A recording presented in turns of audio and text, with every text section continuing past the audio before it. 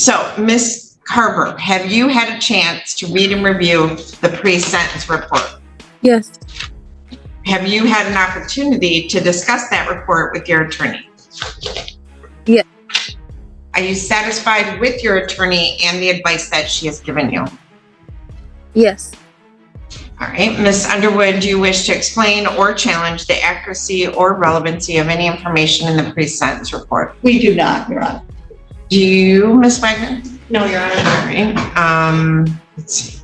She has one prior offense back in 2015. So, and there are no guidelines because this is a misdemeanor. So, Ms. Underwood, I would just ask that you allow Ms. Wagner and the victims to speak first. Okay. All right. So, Ms. Wagner, you have someone who wants to Yes, Your Honor, we have Wanda Short and Marnie Apple. Okay, one at a time, they can come up.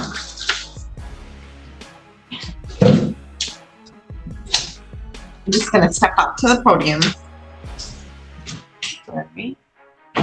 And if you could state your full name for the record. Wanda Short. How do you spell your last name? S-H-O-R-T. Okay, very good. So what would you like to say to me? I picked the kids up on the day all this happened, and the first thing was Mommy and Keys whooped Reese because they beat Reese. And that Reese says he has nightmares from this now, and he speaks as to Jasmine and Keys as they're monsters. And Isabel, his sister, the trauma from it onto her is she couldn't even go into a bathroom by herself anymore. Not at all. And she was never like that. She was fearless. And she will sit on the floor and hold herself until somebody would come with her. That she's so traumatized from this. And I just wanted to, to make that aware that these kids, this is what over onto them, they are afraid. They're terrified because of that. And I just want them to be okay. And I just, want to make sure that they're fine. And They're in counseling? Yeah, they do need, we're starting Isabel in counseling now, but yeah, they both need to be counseling, I think, yes. Have they gone to counseling before this? No, they were great, loving kids before this. No, I mean, like during the process. Oh, Isabel's been one time so far, as far as I know, and I don't have to ask Marnie about it. Okay. But she has been, they're starting it, so she needs to be in counseling because we got to get past this, because she won't, like I said, she won't go to the bathroom out by herself, and she would get up in the middle of the night and go to the bathroom by herself without a problem, and now she won't. She's terrified, and they're terrified they're going to run into her. She's terrified she's going to run into her at the store. And Reese, he's watching this cartoon about monsters, and he refers to her and Keys as the monsters in the TV show now. I had photos on my table of us at Chuck E. Cheese on her birthday, on Izzy's birthday, and she ripped them up and ripped her mom out and taking it to the counselor, and then drew all over with a black marker. All right, let's get one thing straight. This isn't just a courtroom. This is a battlefield of broken trust. Miss Carver sits calm, but this calm is a mask. She's facing the music her child, 3 years old, bearing bruises no toddler should. The room is thick with disbelief and barely restrained rage. Cut her right out of it. And I walked into the kitchen, and here these pictures are just tore up, and I was like, baby, what are you doing? I don't want her in these pictures. She did not want them in. She didn't want her in them. She just tore them up. And I just think she's been really traumatized from this, and I just want them to be better. And I think she should have to pay for what she did to kids. I really do. She shouldn't just, I hope that they do on probation. I hope she learns from this. Definitely needs parenting classes. I think that Jasmine loves her children, but she doesn't know how to put her children first. She doesn't know how to sacrifice for the kids. You put your kids first, always, as a mother, and she's never done that. No. And I've known her since Isabel's born. So, I don't think she ever will be able to put the kids first. Thank you. You're welcome. Thank you for listening to me. Of course.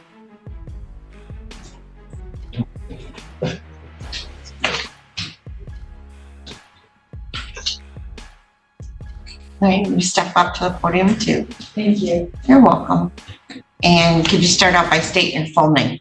It's Margaret Apple. Spell your last name, APPLE. just like it sounds. Okay. Yes. So go ahead, your first name. Margaret, Margaret. Thanks. I guess first and foremost, Wanda's referring to the incident with Reese happening in a bathroom. That is why Isabel is having issues with the bathroom. But from the very beginning, after this happened, Reese would have nightmares.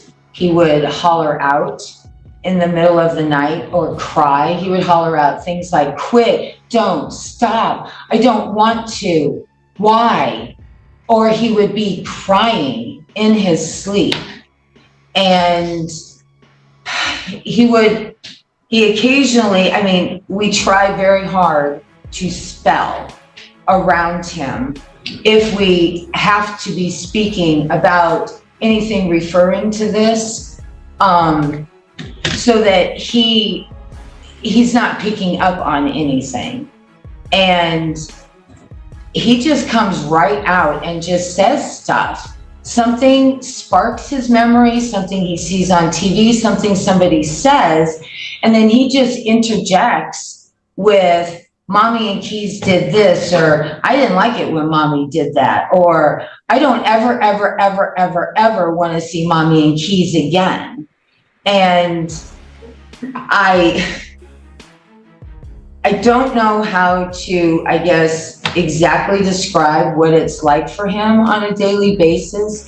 We move on. We do as much things as we can. We all spend as much time with him as we can, trying to get further and further away from the incident. Pay attention. This isn't some distant headline. Wanda steps up and speaks raw truth. Kids shaking, screaming from nightmares, afraid to use a bathroom alone. One of them, once fearless, now curls up on the floor in terror. These aren't just symptoms. These are the permanent scars of that I'm hoping that it's not going to carry, he's not going to carry this for the rest of his life, but he speaks a lot about it. And when I initially saw the bruises, the first thing I said was, oh my goodness, Reese, what happened? How did you get all these bruises? He said point blank, I peed on the floor. He was in the middle of potty training. I peed on the floor and Mama and Keys whooped me with a belt and put me in a corner. And I was the one that reported it. I was told to get Tommy and get it medically documented and started all of this. And I'm really and truly hoping that these kids can get past this and that they don't have all these residual effects and these lasting effects of years and years and years of abuse. And I do believe, I'm just throwing this out, Isabel suffered longer because she was older. And even we're almost a year exactly at this, and Reese is still talking about it, still making reference to it. And I just say, well, you know what? Everything's okay now. This is how I move him out of the direction of him starting to, everything's fine now. You're safe now. Everything's good now. Just so that I'm hoping slowly but surely we can kind of work this out of his mind so he's not as traumatized. But he's still to this day, a year later, has nightmares and dreams and still talks about how he doesn't want to ever see them again and that they are monsters. And I am not one of those people. I do not discuss this. I do not prompt him. I do not ask him questions. I don't ask him how he feels. about this incident, this is something that we just never discuss, and he is the one that brings it up. But he has to talk about it. And that's why he should be in counseling. He should be doing talk therapy. He should be discussing it with professionals and working through it. He Yes. has to talk about it. Yes, and Tommy has that paperwork. Okay. Because if he But doesn't, what I encourage, and that's what I was saying earlier, is that, well, everything's okay right now. You're safe right now. Yes, I do understand what you're saying. I appreciate that. Thank it's you. not safe. Like he's safe today, but I think in his mind he doesn't feel safe tomorrow. So I think, he's doing good about talking about it, but he needs to be in counseling. Both of them do. I do understand that. Yes, thank you. Thank you so much. Anything you want to say on behalf of the people? Yes, Your Honor. So just briefly, I think it's important to note that when this investigation happened and Detective Putnam was investigating it, Ms. Carver was not cooperative. She lied several times and was caught in those lies. She said she didn't have a belt at all in the home. That sink in drawing monsters over family photos. One girl literally tore her mother out of birthday pictures. Counseling can't rewind that. A boy calls the abusers the monsters. He didn't learn that word from adults. He lived it. He breathed it. The trauma walks with him day and night. They found a belt in the home. She said it wasn't her belt, it was a friend's belt who had stayed the night. They went and interviewed that friend. That friend said, no, I've never spent the night there. That's not my belt. That's not my size. Wasn't even her correct name, actually, or the place where she was employed. So there were a lot of lies that were told about this. When I saw the photographs of the injuries on this little 3-year-old, it was startling. They were very distinct and clear belt marks. There were marks that indicated to me that the buckle of the belt had struck this little 3-year-old as well. When I asked his father, Tommy, and his guardians, Wanda and Marty, to describe their reaction when they saw those, they cried as they told me about it. And they said their immediate reaction when they saw the marks was to cry. You're not supposed to see marks like that on a little boy's body, on a little child's body. And I guess I'm especially disheartened this morning as I look at Ms. Carver on Zoom. And I don't think that you had the benefit of seeing this because you were focusing on Marty and Wanda as they spoke. But Ms. Carver rolled her eyes and shook her head as they spoke. And I didn't see one bit of remorse from her, and I hope that she has remorse for the injuries that were inflicted on her young child, but she didn't demonstrate that this morning as Wanda and Marty were speaking, and I think that that's really disheartening. So I would just ask you to take all of that into consideration. Thank you, Ms. Wagner. Ms. Underwood? Your Honor, I'm sorry, I cut out there first. The first- I had a one bad moment. signal. one moment. I'll address that. Your Honor, I would like to start out by saying this is a tragedy for all concerned. Ms. Carver does not minimize in any way the damage done to her children. Ms. Carver understands that. Ms. Carver has lost custody of her children. Ms. Carver is not even allowed any parenting time with her children. She has paid a price for that. Your Honor, Ms. Carver, I believe there was an assault case with Ms. Carver as a victim with the other person who was initially charged in this. Your Honor, Ms. Carver makes no excuses, Your Honor, for her conduct. Ms. Carver told me this morning that she has been getting daily texts from anonymous people threatening her and saying really repugnant things to her. And that's, I think, why she is upset this morning. In addition to what we're doing here, Ms. Carver fully understands, Your Honor, that she has a long way to go, both as a person and to make herself. And here comes Margaret. More horror. Little Reese, still learning to use a toilet, beaten for an accident. Mommy. And Keys hit me with a belt, he says. You think that's just a phrase? No, that's his truth. And what did Carver do? Lied to the cops, blamed everyone else.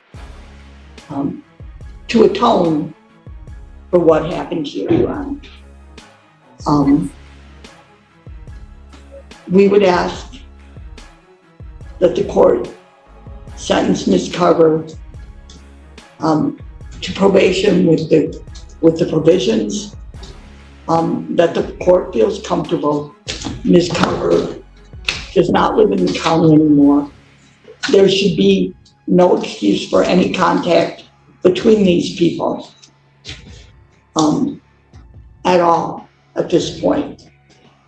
I think it may never happen, you know, but I think that we would ask the court to comply with the plea agreement in this matter, Your Honor. Ms. Carver is ready and eager to get this bond. Miss Carver, anything you'd like to say on your own behalf? Yes. I need this to be reminded. When I had my daughter, being my circumstances, I understood that I couldn't care for her. And I gave her to Wanda. I put my trust in Wanda for my daughter. I didn't get any kind of full custody of my daughter until about a month, 2 months after I had asked them if I could put her on my taxes because they had been filing taxes for her. It was a problem. They stole her social security card and went ahead and did it anyways. I was trying to get Section 8 housing for me. Miss Carver, listen. I want to hear what you have to say about the fact your children were beaten. So why don't we talk about that? I never, and I really say this with all my heart, and I feel like with what we've been through, I would never put my hands on my children. I realized that somebody else was, and I got away from them. I take blame for not noticing that was happening, and I apologize for that. I do. I apologize. I did not realize that was happening. I didn't. I love my children. That will never change. And I have completely removed myself from all of that. I'm going to church. I'm going to parenting classes. I'm going to therapy. I'm doing everything that I can. And I'm trying to be a better person. I'm trying to be there for my kids. But I get woken up every morning telling me that I'm a horrible person and that's why my mom died and my dad doesn't love me and I should just go kill myself. And it's like I'm trying everything I can and I realize I made mistakes. And I put myself and my children around people who they shouldn't have been around. And I regret that. I will always regret that. But I'm doing everything that I can to fix the problem that I can be allowed. You know what I mean? Listen up. This wasn't just abuse. It was covered up brutality. Carver denied owning a belt, said it was someone else's. That was a lie. Flat out, the photos told the truth belt. Buckle imprints on a child's skin. And while everyone else cried, Carver, she rolled her eyes. That's the mother. I'm doing everything Anything else? I will do whatever I can for my children. I will do whatever I can. And even if that means I have to do it from a distance right now. I understand the predicament. But at the same time, these people, I mean, it doesn't even matter because I mean, I have people who could stand up and literally attest to say that these people are lying. But I just felt like no matter what, I'm not going to be heard. So Miss Carver, thank you. In determining the appropriate sentence in this case, the court has considered the seriousness of the offense, your history, the principle of proportionality, the statutory penalty, the cost of confinement, the sentencing guidelines, the report and recommendation of the probation department, as well as what has been said upon the record at this hearing. The criteria and reasons for the sentence are the nature and gravity of the offense, the discipline appropriate to its commission, deterrence against repetition by you and by others, potential for reformation, vindication for the law, and protection of society. So, Ms. Carver, what I heard was a lot of deflection of blame. Being a mother, I know if my kid has a bad mosquito bite. I certainly would know if someone was beating the shit out of my kid. And you let them. You're not talking anymore. I'm talking. So, you know, unfortunately, this happened, and now your kids are going to pay for this for the rest of their lives. The rest of their lives, because in their eyes, you are a monster now. So I'm glad that you're making progress. I'm glad that you're doing things through CPS. But, you know, these children will take years to recover from this, and that's why they need to be in counseling. They can't forget about it. They have to deal with it. So they need to be in counseling so they don't marry a man who beats the crap out of them or, you know, beat the crap out of their girlfriend. You know, they have to change that. And unfortunately, you did not protect them, and that's why we're here today. So it's sentence of the court that you will pay. You'll be placed on probation for a period of 12 months under 769.4A.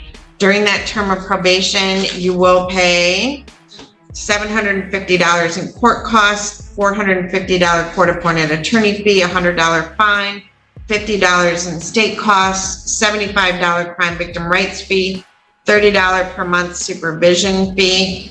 During your term of probation, you're not to use any illegal controlled substances, any alcohol, not to be unsupervised around any minor children under the age of 17.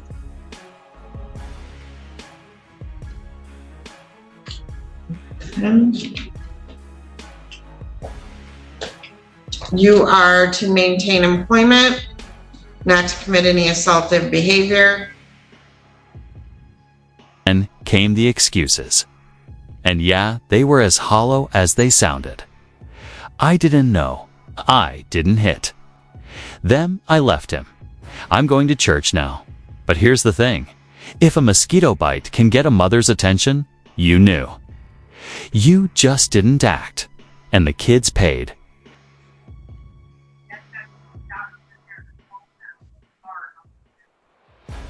Anything else? I would ask for no contact order between her and the children, and This is a CPS case, right? she's lost custody to both children at Or this her parental point, rights so terminated? I believe so. Yes. Okay. No contact with the minor children. And can we include the children's fathers? I can give you their names, as well as Wanda Short and Margaret Apple, who frequently have the children in their custody. Okay. So Ms. Underwood, no contact with the children, their fathers, or the guardians. So you understand, Ms. Carver, you're not to have any contact with either biological father or either of the women who were here speaking today, Ms. Apple and Ms. Short. Do you understand that? yes, will I be able to see my kids ever again? No, you lost custody. You lost your parental rights over them. Your rights were terminated, correct, Ms. Carver? I thought my custody was terminated. I thought I still had rights. I don't know. I don't have that file, but I don't know if you'll ever see your kids again. You know, maybe when they're adults, if they want to see you, but that would be them when they're an adult. Okay.